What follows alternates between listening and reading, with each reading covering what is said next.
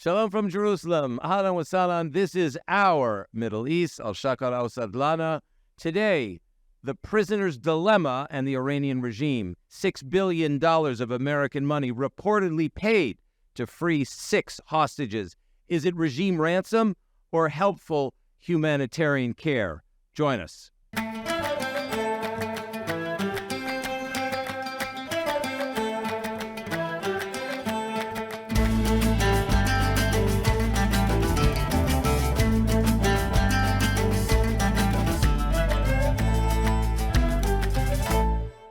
I'm very honored today to have Colonel Mickey Segall, JCPA Senior Director on the Iranian regime issue, longtime expert on Iran. Mickey, what an honor it is to have you on the program today. Thanks very much for joining us from wherever you are.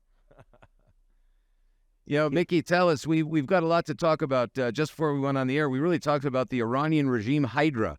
He's got many, many legs to this regime and many faces to the regime. It seems here from where we sit in the Middle East that the regime has really created a prisoner's dilemma, if you will, with the United States, having demanded some $6 billion, as reported, to release 6 American hostages. And we understand it could be a lot more money. It could be a lot more complicated. And in fact, this money is not going to be going to help the Iranian people, is it? No, unfortunately not. As in the past, we've seen the regime extorting, actually, the West, taking prisoners, innocent prisoners, whether it's from the United States, from other European states, and demanding all kinds of demands, whether it's money or to release Iranian terrorists that conducted terrorist attacks on European soil to guarantee their release. Unfortunately, the Iranian people will not see any of this money. I must say that the process is not ended yet. Still, the American prisoners are not out yet, and maybe, as in the past, the Iranian will try to pose some more demands to the American. We have seen this morning the Iranian Foreign Ministry spokesman, Knani, said that the process is still going. He said that the timeline was established, but the prisoners are not out yet. It's no irony, Mickey Segall, it's no irony or coincidence that the $6 billion deal on the table comes exactly at a time when, according to reports, the West is negotiating with the Iranian regime in order to come to some sort of mini JCPOA deal on keeping uranium enrichment well under 90% and somewhere over 60%. Yes, it's true, but from I've seen many years of watching and monitoring the Iranian regime, we've seen the same patterns in every conduct between Iran and the West. For instance, when I was in service, when I'm the time in service in the IDF in the 90s, we've seen similar conduct. We've seen the Western diplomats that were kidnapped in Lebanon, and they were released only with a huge sums of money that were transferred to the Iranian regime. So we are seeing today the same conduct, but only the sums of money are higher, and the game is more of a geopolitical international game rather than between Iran and the Westerners that was back in the 90s, where there were a lot of Westerners kidnapped in Lebanon and released through the mediation of the so-called mediation of Iran vis-a-vis Imad Mourounia and friends in Lebanon. So the same patterns. What changed? The West changes for the worst. We've seen the Iranian going the same trail, the same path, defying the West, kidnapping, taking hostages in Lebanon, taking prisoners in Iran for all kind of weird, saying they were spying or doing something against the regime. The pattern is the same. Mickey, no price. Yeah, go ahead. I'm saying, up till now, Iran didn't pay any price for its conduct, whether when it killed Shafur Bakhtiar or the the PDTI leadership in Mykonos restaurant in Germany, no price at all. And the West is succumbing to the Iranian all the time. And this is where we are now. It's the same old story. I think it's even worse than the same old story, because the Iranian regime has the United States-led Western alliance in a headlock. In a headlock because at the same time they're restoring the morality police, beating, torturing, imprisoning, raping women in prison at a higher rate. At the same time, they're negotiating for American prisoners, which keeps the American administration distanced from the massive violations of human rights within Iran. And the Iranian regime is laughing all the way to the bank. Why? Because this is the most progressive, politically progressive, ideologically progressive U.S. government in decades. And here, the ultra-conservative Iranian regime is making a joke out of the U.S. regime by freeing the very prisoners that they kidnapped for money, for billions, and at the same time doubling down on women as we approach Masa Amini's one-year murder in the streets of Tehran, or actually when she was in captivity by the Iranian security forces. Yes, and we must also remember that the Iranians are also carrying out a vicious attack against journalists. Actually, the two journalists that reported Masha Amini killing last year, they are still facing trial and will do some time in prison because of reporting Masha Amini deaths in the captivity of the moral police and the intelligence of the IRGC. So there's another. I think what the Iranians are seeing is conflicting messages on behalf of the United States.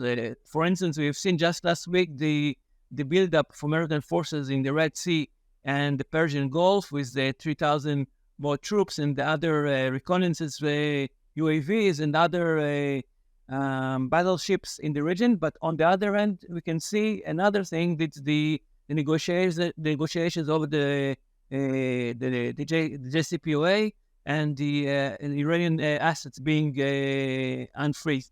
And so the Iranians are seeing a very conflicting policy on behalf of the United States.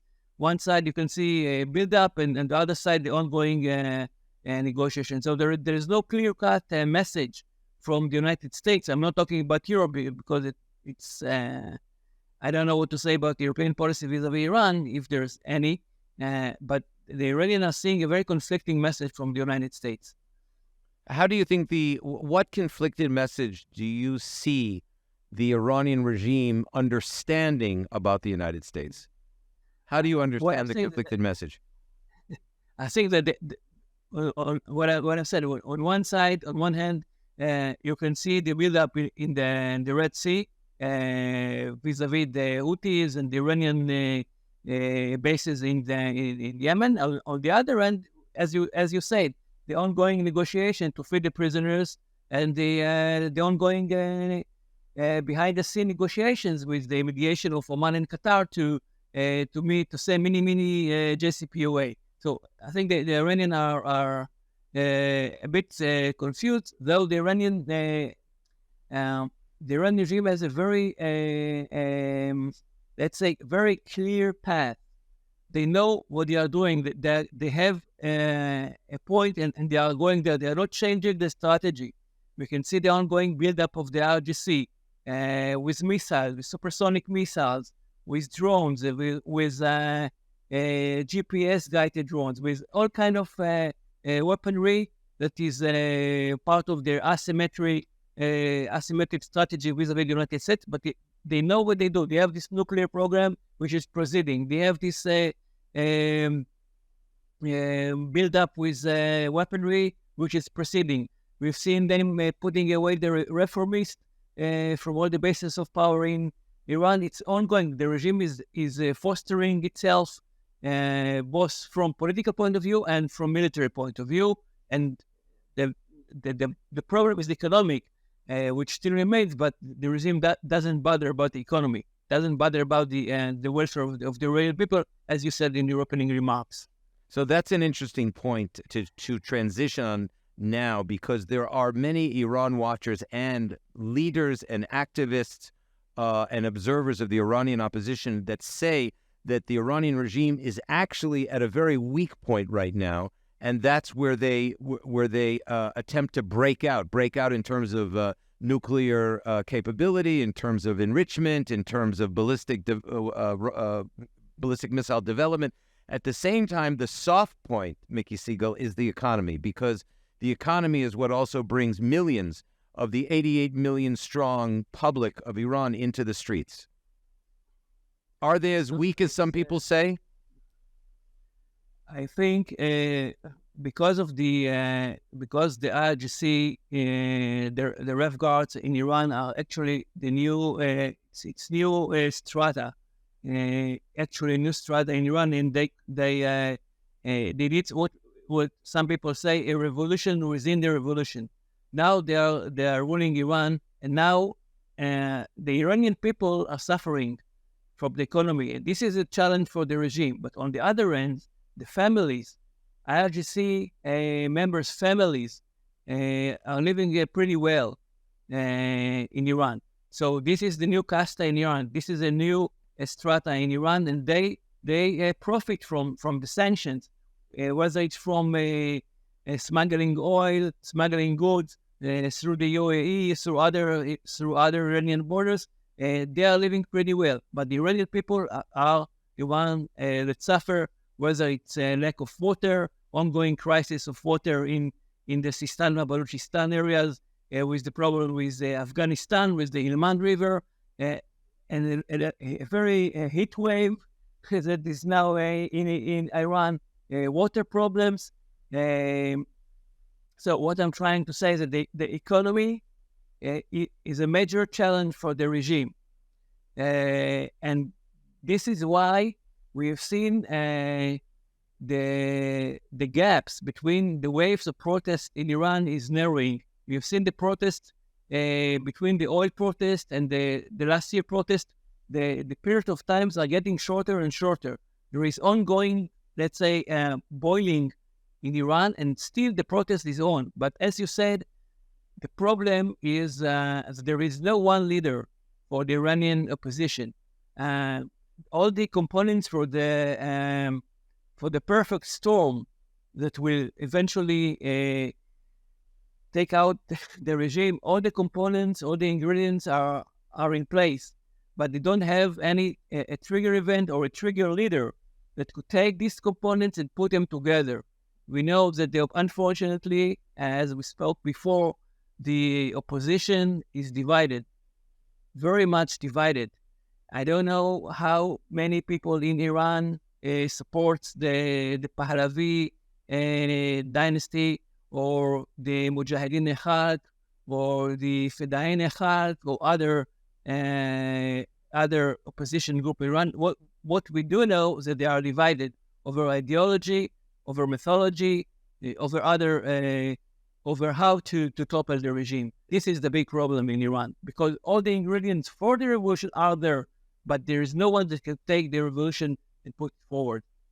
This has been a major problem for 44 years, this division, decentralization of opposition leaders and activists.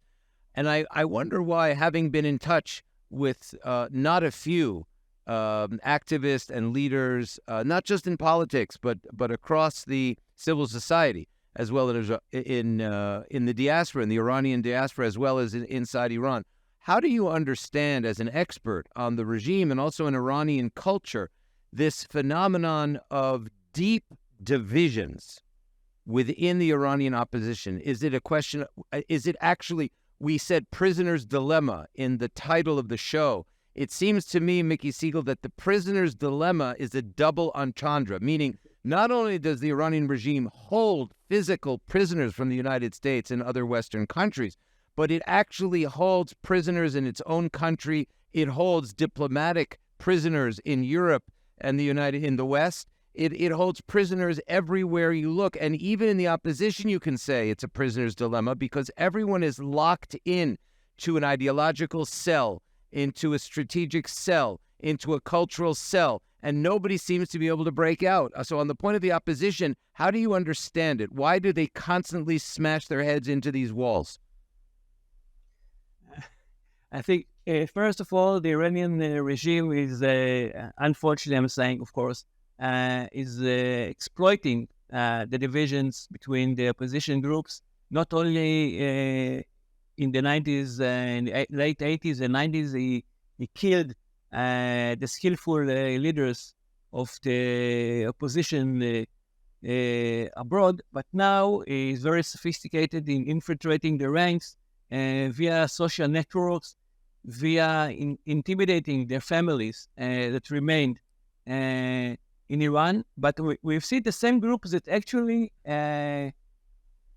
let's say, that the groups that made the Iranian Revolution back in the 70s, in the late 70s, are the same groups that are now opposing the regime, because they were casted out of the revolution.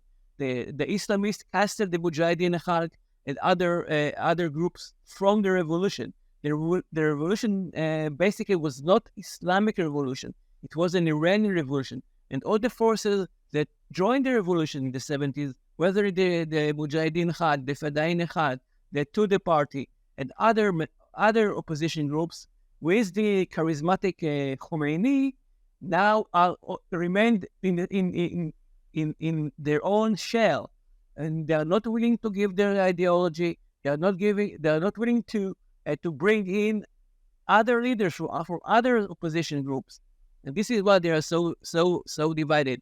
I think, in my opinion, eventually the revolution from Iran will not come from outside. It should be a very genuine revolution that comes from within the Iranian people, within the generations that now are exposed to the AI and other things, which unfortunately, of course, the Iranian regime is exploiting the new technology to counter the opposition. But I think all the new tools could provide an opportunity for the opposition from within Iran, using these tools, using the social networks, as Khomeini at the time used the video cassettes to bring in the revolution into Iran.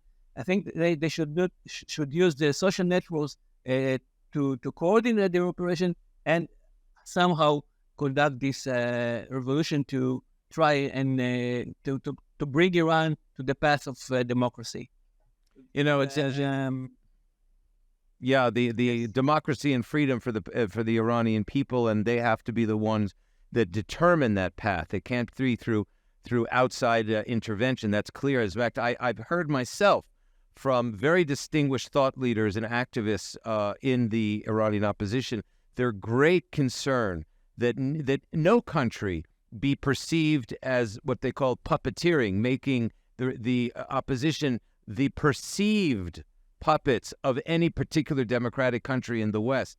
And having said that, Mickey, the point that you're making, which is very compelling, is that the deep divide among the decades-old ideologies within the Iranian opposition is also holding themselves prisoner within the opposition. And it seems to me that at the same time, one Iranian opposition leader told me just the other day at a JCPA event, we had a online roundtable called "A Path to a Democratic and Free Iran for the People of Iran." He said, 90% of the people in Iran don't like the regime. And at the same time, as well as between some 70% or 65% of Iranians are under the age of 40. So you have a lot of young Iranians that are not wedded to one ideology that the revolution fed or nurtured back in the 70s. But in fact, one could make the argument, could one not, that the new generation, the millions of young women and men in Iran who are pro-West, pro-United States, pro-Israel, pro-European Union, are really anti-religionists and actually see the only possibility for themselves as a free and democratic Iran as their guiding principle. Yeah, I think, yes, but we must also remember that Iran is basically a religious country. And I think a lot of people want to practice their religion in Iran, not being enforced to do so, but practicing in their own way, whether it's the old way, the Zarathustrian way, or other ways they want to practice their religion, whether it's Islam, Shiite Islam, or other or Sufis, not being or Sufis or Baha'is that are now being even in these very days. The Baha'is are persecuted in Iran. They want to practice their religion, and I don't think that playing the anti-religion card in Iran will do good, because the Iranians, even before the revolution, during the Shah period and the Qajar dynasty and all other along Iranian history, the Iranian people were basically a religious people practicing the religious what Khomeini did is also a revolution in Shia, because he took the quietist Shia, which is practiced in Iraq by Said Sistani, and he revolutionized the Shia to be more active, as we see unfortunately in other places in the Middle East, where they export the revolution, their version of the revolution, their version of active Shia to hasten the appearance of the Mahdi, of the Messiah. I think maybe the Iranians should go back to their quietist Shia religion, not being as the regime wants them to be now.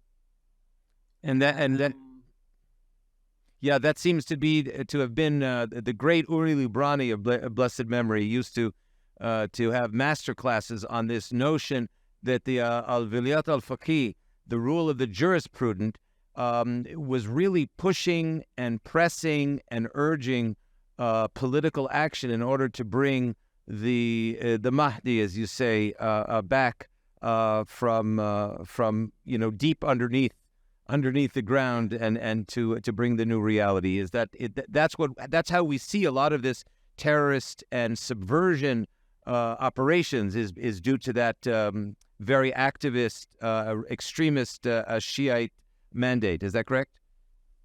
Yeah, it's correct. And this is why the Iranians are very afraid after the Iranian clerical regime, the Iranian clerics, basically in Rome and other places, they were afraid because the Shiites in Iraq, which are quietist, they were free.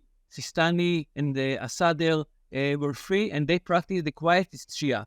And the Qom was not neglected, but Najaf and Karbala were back to strive and to be a focal point for Shiite pilgrimage from all around the world. The Qom lost money, and the most Iranian, what the Iranians fear the most is that they will become spiritual centers again with the brand of quietist Shia. And this is why Iran is so keen to put her hold, its hold on Iraq, on the holy places in Iraq, and to try and restrain this quietism in the Shia.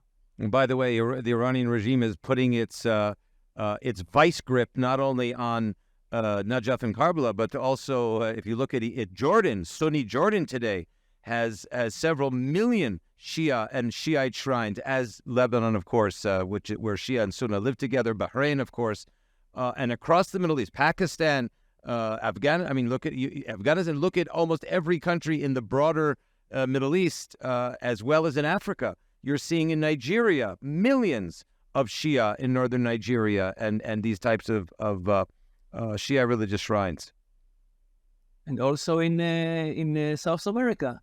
We've seen Iranian Venezuela, the tri-border area. Okay, there were tribes in South America, and we see Iranian clerics coming to those areas, to those tribes, trying to Shiaize the tribes, saying say La ilaha illallah 3 times, and then you're a Shiite. It's an Iranian ongoing effort. We are seeing this in Africa, and we're seeing it in South America. And we've seen Iranian broadcasting, whether it's Alam or other news agencies, broadcast in dozens of languages to or the Hispan TV, which Iran transmit in a religious context to in Spanish or Portuguese or in other Swahili or other languages to audiences in Africa and in South America, in order to export their brand of the Shiite revolution. Absolutely, and Press TV also, which is Iran's. Of course, the English in Arabic and English. Yeah, the Iranian regime can really teaches a very important lesson about dawah and about the old Soviet the system of active measures, what today is called in the post-Cold War era hybrid warfare, ideological warfare, where I must say Israel, the United States have become less skilled since the end of certainly since the end of the Cold War for the United States, and Israel still has to figure out how to fight soft war, how to fight this type of dawah ideological warfare, because this is where the Iranians are masters. The Iranian regime are masters in what they call misinformation, malinformation, disinformation. This is really what we're saying today. And the last little part of this show that we should talk about, Mickey Segall, is you look at this terror attack, so-called terror attack in Shiraz, that was accused. The accusation made by the regime in these hours that we're speaking now is that there was an extremist Salafi terrorist that is carried out and killed. I would not be surprised if it was actually an arm of the regime that actually carried out a terror attack against its own people so that they could blame the outside enemy and take action. What do you think about that? Well, I think it's a bit far-fetched, Dan. We've seen I saw some video footage from the scene, and I looked into some kind of in some of ISIS channels. They claim responsibility for the attack, and they showed the guy. He was wearing some kind of a ski mask, so maybe it's not him. I don't know, but good conspiracies are good. But I think this time I've seen a real claim of responsibility on behalf of ISIS. In this, it's not the first attack in Shiraz. We've seen also Jaish al-Adil conducting operations in Sistan and Balochistan area. You spoke at your promo on the Baluchis, Sistanis, and other. There are a lot of people who have had blood on the Iranian regime, and the drought in the eastern areas of Iran is very, very critical. It's a very, very critical. A lot of hundreds of thousands of population cannot work in their fields. They don't have water, and we've seen the same problem in Khuzestan, which is very profitable for the Iranian regime, but on the other hand, with the Arab Sunnis, we've seen a great air pollution there. In this area, so as we say, there are a lot of problems in Iran, a lot of ground for opposition on many causes. But as we say, there is no common denominator to put all this together into a perfect storm. All right, it is a perfect storm, and we tried to bring up some of the lightning and the thunder in the storm in the last 28 minutes. Mickey Segall, we'll leave it at that. We have a lot more to talk about as we move forward and follow developments, but I think we've tried to lay out the prisoner's dilemma and the Iranian regime in so many angles and faces and complexions of the problem, the prisoner's dilemma, inside of Iran, outside of Iran, in the Western Alliance, among the Iranian public itself. A lot of work to be done in order to remove this regime, today's greatest sponsor, director, and inspirer of global terror that the world knows today. So Mickey Segall, a long-time JCPA Senior Director on the Iranian desk and former security expert on all things Iran and the Arab world. Thank you ever so much for shedding light, joining us. Deeply appreciate your insights. Thank you for having me.